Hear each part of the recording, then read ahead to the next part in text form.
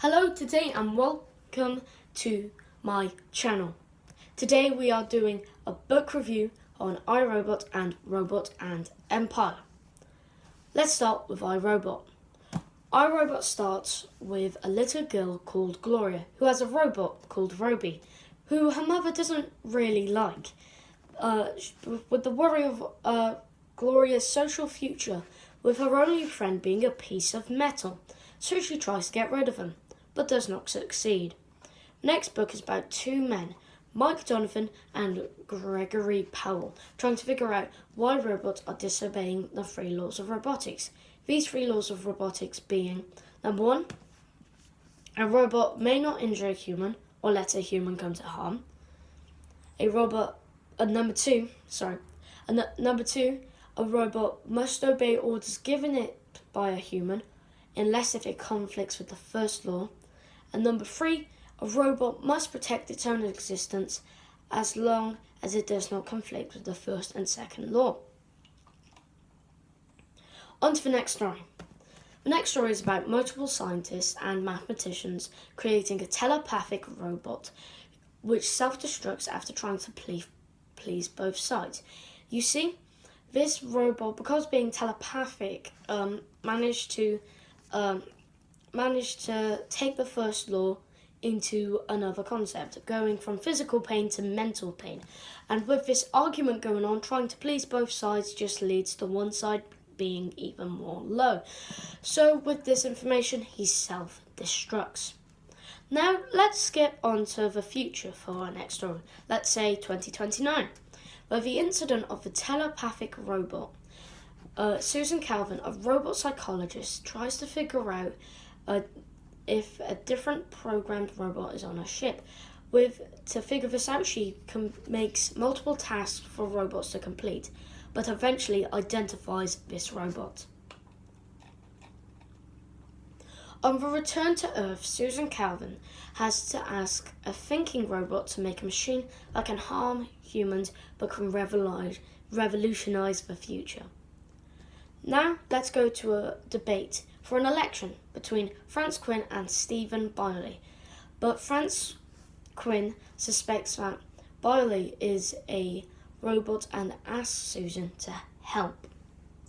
iRobot, I thought, was an amazing book with excitement and mystery, especially towards the end. I thought Isaac Asimov's point of view of today is what I believe most people think is what's going to be our future.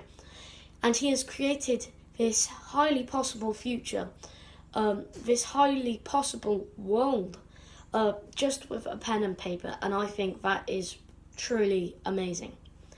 Anyway, let's get on with Robot and Empire. Robot and Empire starts with a woman called Gladia, who lives on Aurora and is a spacer. Spacers are people who expanded out to Earth earlier than settlers. We'll talk about them in a minute. When she meets with a mysterious settler called DJ, she goes on an adventure to our homeland, Solaria. After the collisions with meddling robots, they go to the Bailey world, where settlers live. You see, settlers, they are more later people who expanded into space, and they believe that Earth is a holy planet.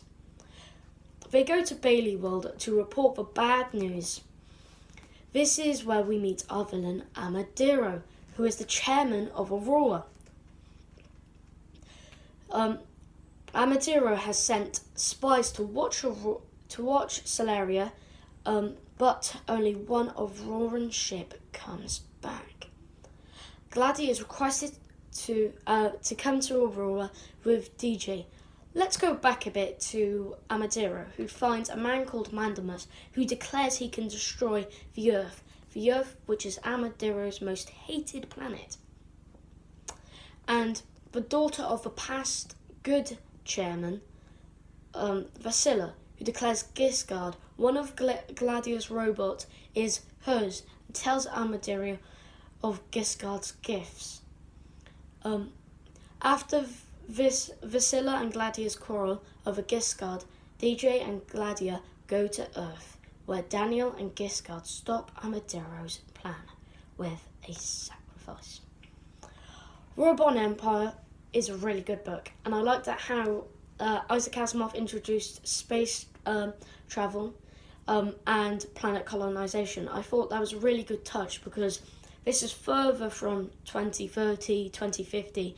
This is at a time where multiple planets are colonized and where we've actually managed to get new kinds of people.